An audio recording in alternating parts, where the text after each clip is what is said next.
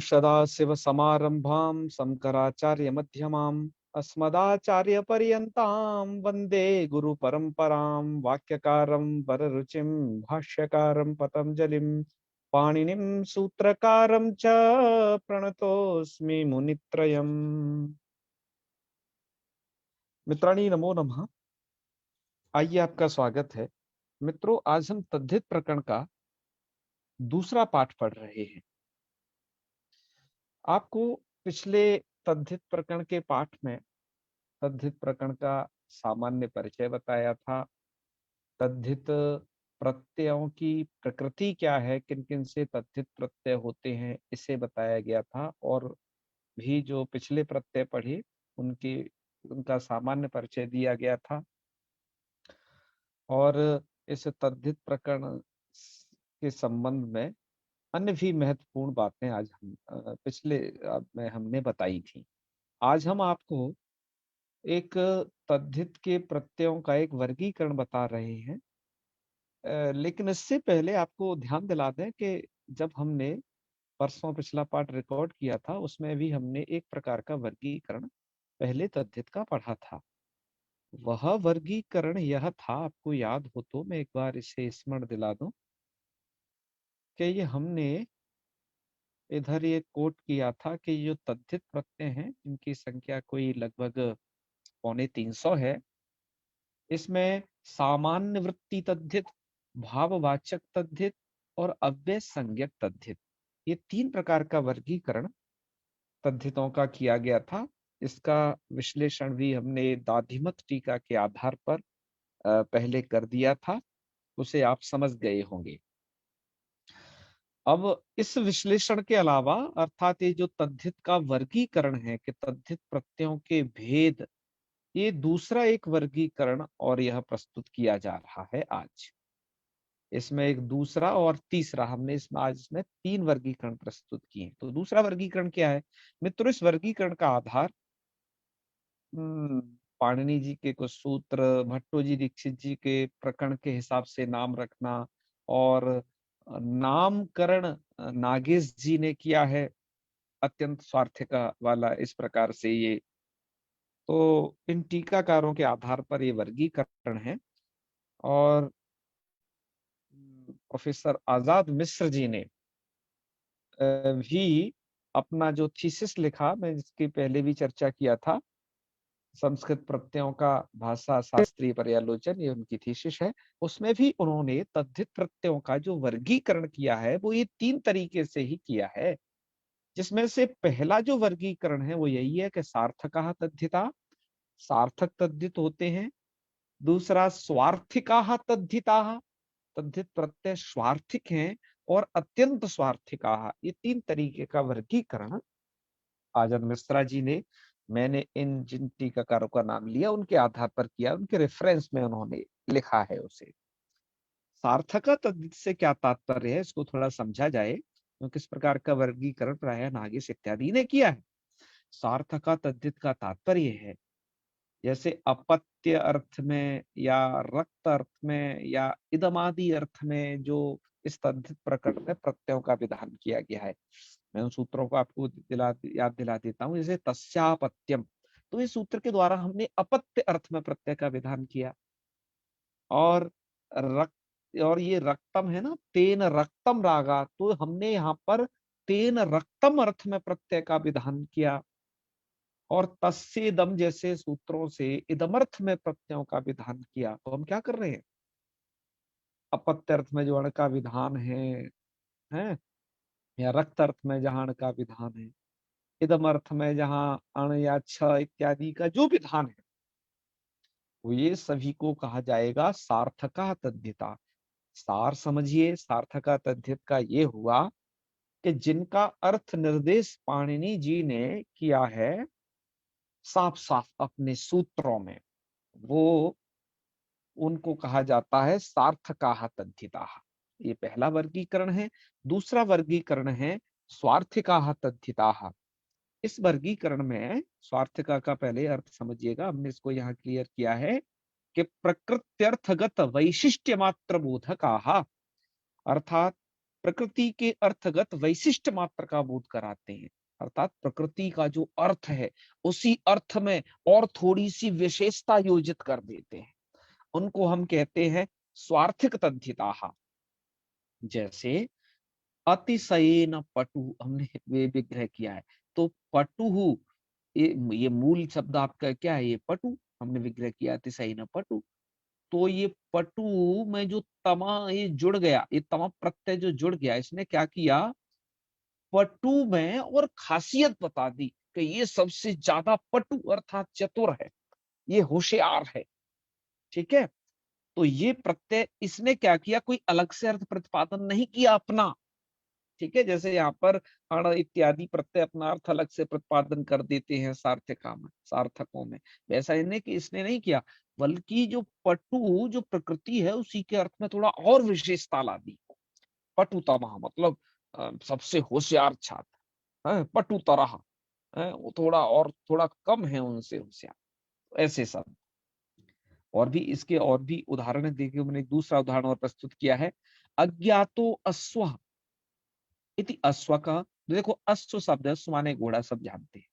ठीक है, इस घोड़े में ही इसने अज्ञातार्थ को कह दिया, कन प्रत्यय का जो क बचा है ना, अश्व का, अश्व का ने क्या किया, अज्ञातो अश्व इति अश्व का। तो एक क प्रत्यय का ही अर्थ में होता है, अज्ञात अर्थ में, अल्प अर्थ में, आप आगे समझेंगे इनको किन किन अर्थों में इन प्रत्ययों का विधान है। तो ये प्रत्यय मित्रों वो है जो स्वार्थिक तद्धित है। स्वार्थिक तद्धित माने कि जो प्रकृति के अर्थ में थोड़ी विशेषता योजित कर देते हैं, अपना कोई इनका स्वतंत्र अस्तित्व नहीं है, ये है। ठीक है, स्वार्थिका। आइए तीसरी कैटेगरी समझना बहुत महत्वपूर्ण है, अत्यंत स्वार्थिका। ये तीसरी कैटेगरी है प्रत्ययों के विभाजन की, तद्धित के। अत्यंत स्वार्थ का मतलब क्या है, प्रकृत्यर्थ मात्र से अविधायका, जो प्रकृति का अर्थ है मात्र उसके ही अविधायक हैं, अर्थात उसको ही केवल बताते हैं। ऐसे प्रत्ययों को हम कहते हैं अत्यंत स्वार्थिक प्रत्यय। उदाहरण के लिए देखिए, जैसे प्रकृष्टम जानातीति प्रज्ञ। आप प्रज्ञा का अर्थ समझते हैं, प्रकृष्टम जानातीति प्रज्ञ। तो प्रज्ञा का अर्थ क्या है, जो प्रकृष्ट रूप से जानता है। प्रज्ञ माने क्या हो गया, विद्वान, प्रकृष्ट रूप से जानता है, प्रज्ञ। जानाति ज्ञ और प्रकर्षेण जानाति प्रज्ञ, प्रज्ञ माने विद्वान। अच्छा, और अण प्रत्यय के योजन से क्या हुआ, विग्रह देख लीजिए, प्रज्ञ एव प्राज्ञ। प्रज्ञ को ही हम कहेंगे प्राज्ञ, किस आधार पर हम इसे प्रज्ञा को प्राज्ञ कहेंगे, अण प्रत्यय करते दे से प्रज्ञ शब्द से प्राज्ञ ये शब्द बन गया। तो यहां पर अण प्रत्यय ने क्या किया, अण प्रत्यय यहाँ पर प्रज्ञ एव इसी अर्थ में हुआ, यानी कि अण प्रत्यय का अपना कोई भी अर्थ नहीं है, हैं? जो प्रकृति का अर्थ, और ना ही इसने प्रकृति के अर्थ में कुछ वैशिष्ट प्रतिपादन किया है, कुछ विशेषता प्रतिपादन नहीं की है। जो प्रज्ञ का अर्थ है वही अर्थ प्राज्ञ का भी है। तो यहाँ पर जो अण प्रत्यय है, ये अण प्रत्यय कहलाएगा अत्यंत स्वार्थिक प्रत्यय। ठीक है, हाँ, प्राज्ञ शब्द का बड़ा यूज करते हैं आपके कविजन। श्री हर्ष ने क्या क्या कहा है, नई शतम उसमें, प्राज्ञम मन्य मना हटे न पठता मास्मिन खला खेलतु है। उधर कहते हैं आपके वो क्या है, खंडन खंड खाद्यम, प्राज्ञम मन्य मना हटे न पठता। तो इस प्रकार के आपके कवि लोग भी बहुत ऐसे शब्दों का प्रयोग करते हैं। हम इससे बहुत सारे ढेरों सारे तद्धित प्रत्यय उससे बने शब्दों को इस प्रकरण में जानेंगे, बहुत ही महत्वपूर्ण प्रकरण है ये। दूसरा देखिए, चतुर्वर्ण एव चातुर्वर्ण्यम, यहाँ पर मित्रों शय प्रत्यय हुआ है। चतुर्वर्ण का अर्थ जो होता है ना, चार वर्ण, तो चातुर्वर्ण्यम का भी वही अर्थ है यहाँ पर। तो शय प्रत्यय ने क्या किया यहाँ पर, शय प्रत्यय का यहाँ पर कोई भी विशेष अर्थ नहीं है, और जितना प्रकृति का अर्थ आ रहा था चतुर्वर्ण का, वही अर्थ चातुर्वर्ण्य का है। तो शय प्रत्यय के योजन से कुछ नहीं हुआ, ये प्रत्यय अत्यंत स्वार्थिक प्रत्यय है। इसलिए तो इत्यादि मतलब ऐसे बहुत सारे इसमें उदाहरण आएंगे। इत्यादि आप इन सभी के पीछे समझ लेना चाहिए, यहाँ भी इत्यादि है और यहाँ भी और यहाँ भी। तो ये 3 तरीके का विभाजन जिन आचार्यों के मत में जैसा हुआ, मैंने आपके सम्मुख प्रस्तुत कर दिया। ठीक है। हाँ, इस विभाजन को, ये विभाजन थोड़ा कम चर्चित में है, आपने देखा होगा प्राय पुस्तकों में कि तद्धित का जो वर्गीकरण है, देखो हमने हर एक प्रत्यय, हमने जो जो प्रकरण अब तक लघु सिद्धांत कौमुदी में यहाँ तद्धित तक पढ़ा दिया, हमने वर्गीकरण जरूर पढ़ाया है। चाहे अपने समास पढ़े हो, चाहे कोई भी प्रकरण, हमने तद्धित का भी विशेषता वर्गीकरण किया है। एक वर्गीकरण हम पिछले प्रस्तुत कर चुके थे पिछली वीडियो में, दूसरा यहाँ प्रस्तुत कर दिया, तीसरा वर्गीकरण और देखिए हमें एक पुस्तक में यह भी मिला।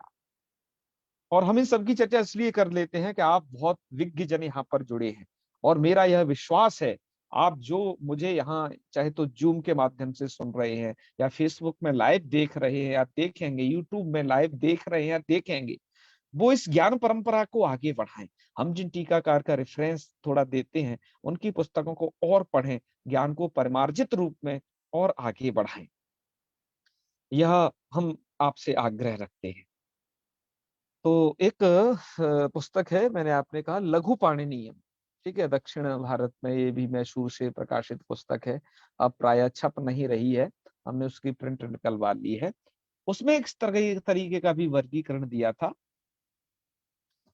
उसमें भी 3 तरीके से बांटा है, लेकिन वर्गीकरण थोड़ा विशेष प्रकार से। देखो 3 तरीके का कल आपने पढ़ा वीडियो में, और 3 तरीके का ये एक वर्गीकरण ये पढ़ा आपने, और 3 तरीके का वर्गीकरण ये देखिए, ये लिख रहे हैं विद्वान, मैंने उनके पंक्ति को स्क्रीनशॉट करके यही लगा दिया है कि प्रत्यार्थो यत्र विशेष्यम स विशेष्य तद्धित, जहां पर प्रत्यार्थ विशेष्य है वो विशेष्य तद्धित है, और यत्र विशेषण, जहां पर प्रत्यार्थ विशेषण है वो विशेषण तद्धित है, और यत्र प्रकृत्यर्थे, यत्र प्रकृत्यर्थे स स्वार्थिक तद्धित, और जहां पर प्रकृति का ही अर्थ हो गया वह, उसको हम कहेंगे वह स्वार्थिक तद्धित है। इति तद्धित त्रय विभाग संभव, विभाग इति तद्धितस्य त्रय विभाग संभव, त्रयो विभाग संभव। इस तरीके से तद्धित के 3 विभाग हो सकते हैं। तो कौन कौन से समझिएगा। नंबर 1 विशेष तद्धिता, और नंबर 2 विशेषण तद्धिता, और नंबर 3 स्वार्थिक तद्धिता। ये 3 तरीके का विभाजन इन्होंने किया है। आगे चल के इन्होंने तत्र प्रथमम विशेष्य तद्धिता, उन विशेष्य तद्धितों में इन्होंने तेन रक्तम रागात और ये अपत्याधिकार वाले इनको उद्धृत किया है। ठीक है, और विशेषण तद्धित का भी इसमें विवेचन है। मुझे आपको मूल रूप से इनके नाम से परिचय कराना था बस, बाकी आप उस पुस्तक में भी अधिक विस्तार के लिए देख सकते हैं, उनका एक अलग वर्गीकरण है। तो उन्होंने ये 3 तरीके का वर्गीकरण किया है, विशेष उदाहरण वहां पर प्रस्तुत है, वहां देख लीजिएगा। यहाँ के तो मैंने बाकी उदाहरण इधर तो ये प्रस्तुत कर दिए थे, इस वर्गीकरण के उदाहरण आप उस लघु पाणिनियम में ही देख लीजिएगा। तो ये 3 तरीके का और विभाग था। आइए मित्रों, ये सब तद्धित की तमाम जानकारियां हैं जो आपने प्राप्त की। आइए अब मूल सूत्र की तरफ बढ़ते हैं और तद्धित प्रकरण को पढ़ना आरंभ करते हैं। तो मित्रों, तद्धित प्रकरण में सबसे पहले नंबर पर यही दिया है, ये सूत्र है आपका समर्थानाम प्रथमात्वा। यहां से ये अधिकार का विवेचन कर रहे हैं। ठीक है, और इस सूत्र का अर्थ ऐसा किया गया कि इदम पदत्रयम अधिक्रियते, मूल यही है, इदम पदत्रयम अधिक्रियते, एक अधिकार सूत्र है। इसका अर्थ होता है ये 3 पद अधिकार को प्राप्त होते हैं।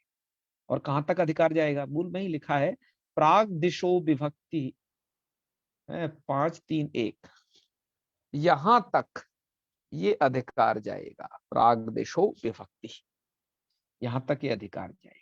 अधिकार किसका जाना है, अब आप ये समझिए, यहां पर ये नहीं कहा गया कि समर्थानाम प्रथमात्वा इस पूरे सूत्र का अधिकार जाएगा, ऐसा बिल्कुल नहीं कहा।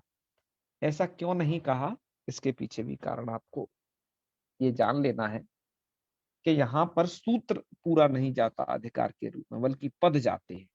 क्यों, क्योंकि इसमें आगे चल के कुछ एक ऐसा प्रकरण है जहां पर समर्थानाम प्रथमात का संपर्क नहीं हो पाएगा, केवल केवल वापद जाएगा। इस प्रकार का भी एक अधिकार है यहाँ। ठीक है, तो तीन पद कौन कौन से हैं जो अधिकार में जाते हैं? आपको पद परिचय होना चाहिए, तो इसके लिए हमने से यहाँ पर लिख दिया है कि पद परिचय। जैसे समर्थानाम, एक यह पद है सूत्र में यहाँ, जो कि षष्ठी का बहुवचन है। प्रथमात, ये पंचमी का एक वचन है। वा इति अव्यय पदम, अव्यय, एक यकार ज्यादा हो गया, हटाना पड़ेगा।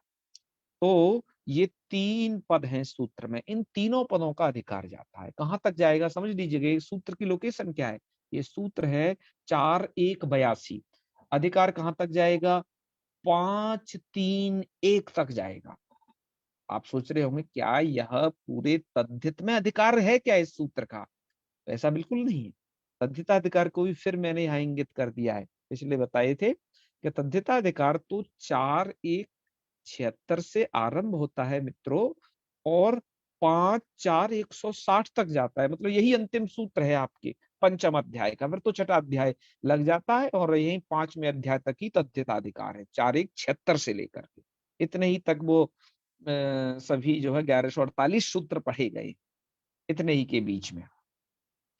तो इसका मतलब ये हुआ कि समर्थानाम प्रथमाद्वा का अधिकार पूरे तद्धित में नहीं है, पहले तो ये जानिएगा।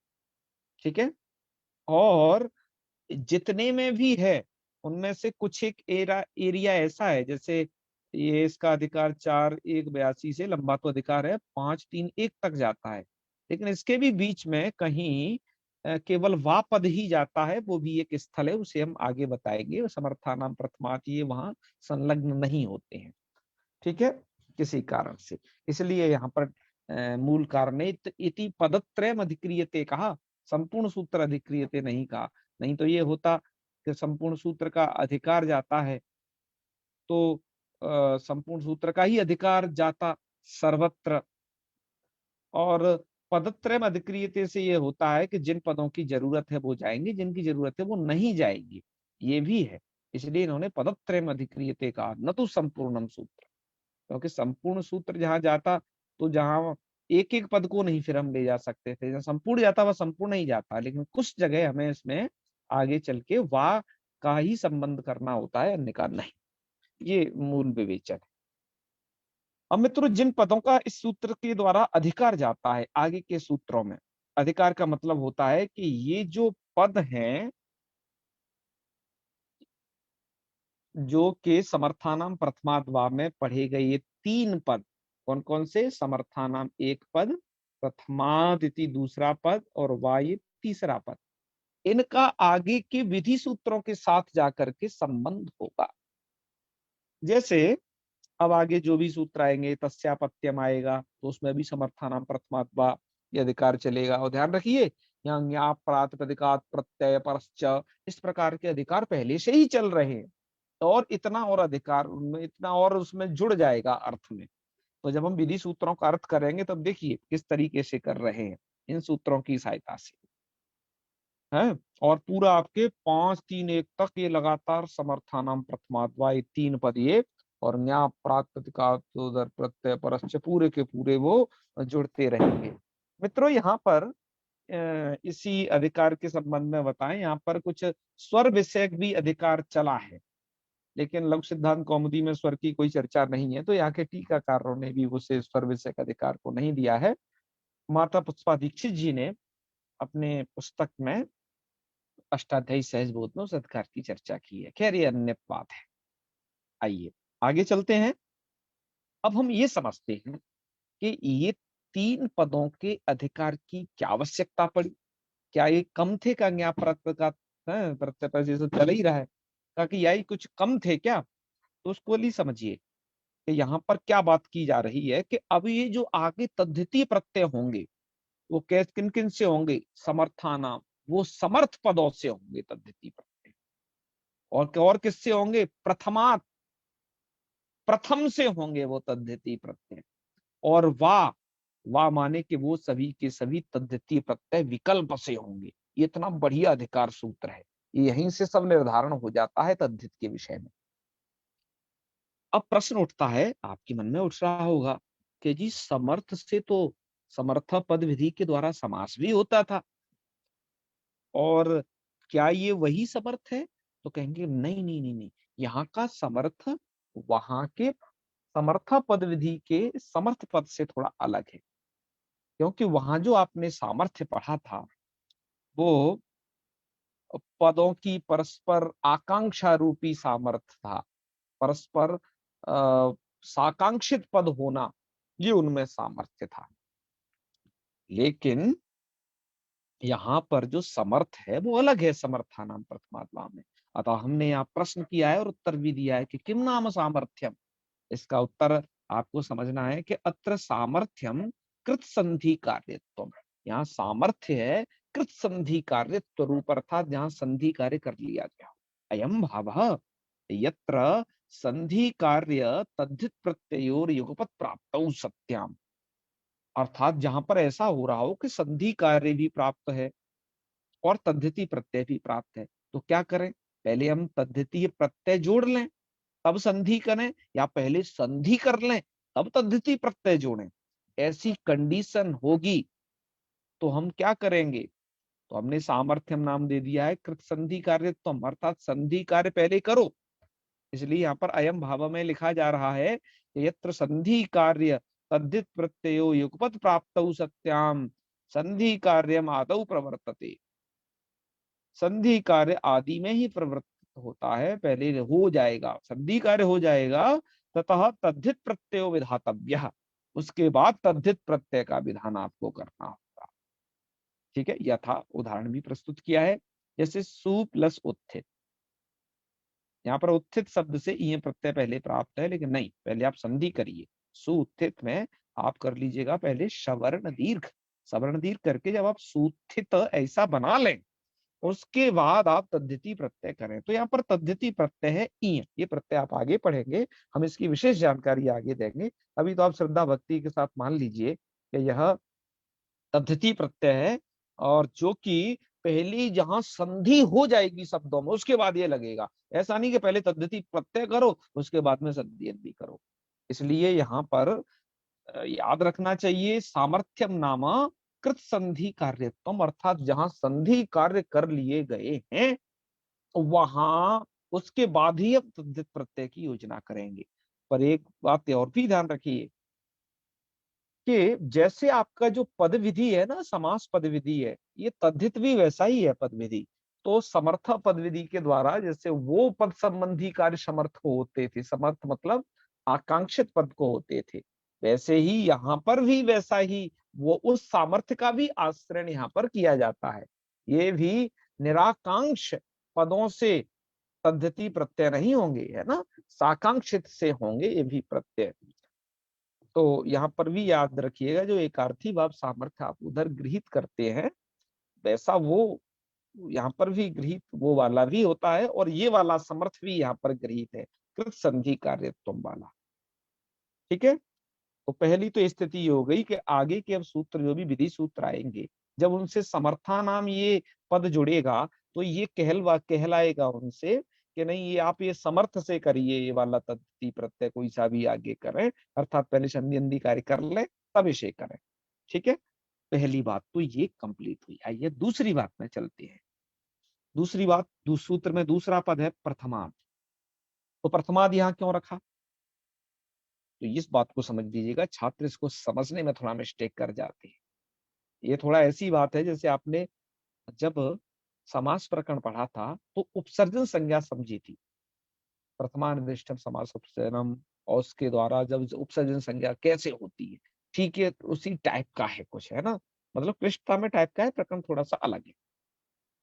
तो ये प्रथमात, आप कहते हो कि जो भी तद्धिति प्रत्यय होंगे वो प्रथमात अर्थात पहले से होंगे, तो अत्र प्राथम्यम की दृश्यम, कैसा प्राथम्य लिया जाएगा इन तद्धिति प्रत्ययों में? तो इसके लिए जानिएगा कि यहाँ प्राथम्य लिया जाना है तस्या, तो उसके लिए सुनिएगा, अत्र प्राथमम कीदृशम कि तस्यापत्यम इत्यादि तत्त सूत्रेषु प्रथमोच्चरितत्वम।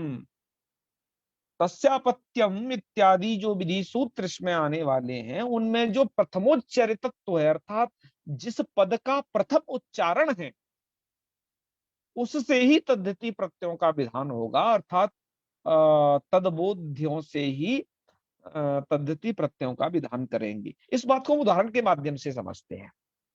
अयम भाव में हमने उदाहरण भी प्रस्तुत किया है। जैसे मान लीजिएगा आपका तस्यापत्यम ये सूत्र है। तो यहाँ पर तद्धिति प्रत्यय किससे करेंगे? तो कह रहे हैं इत्यत्र, यहाँ पर पद दो हैं, तस्य एक तो ये पद है और अपत्यम ये दूसरा पद है। तो इत्यत्र तस्य इति पदम, यहाँ जो तस्य पद है वो तदबोध्य लक्ष्यस्था, वो तदबोध्य अर्थात तस्य पद के द्वारा बोध्य कौन है? लक्ष्यस्थ, अर्थात लक्ष्य कहां पर है आपका, जहां पर ये आपको सूत्र लगाना है। जैसे आप लगाते हो उपगो हो अपत्यम, ये उपगु नाम का भैया कोई व्यक्ति है, ये समझ लेना।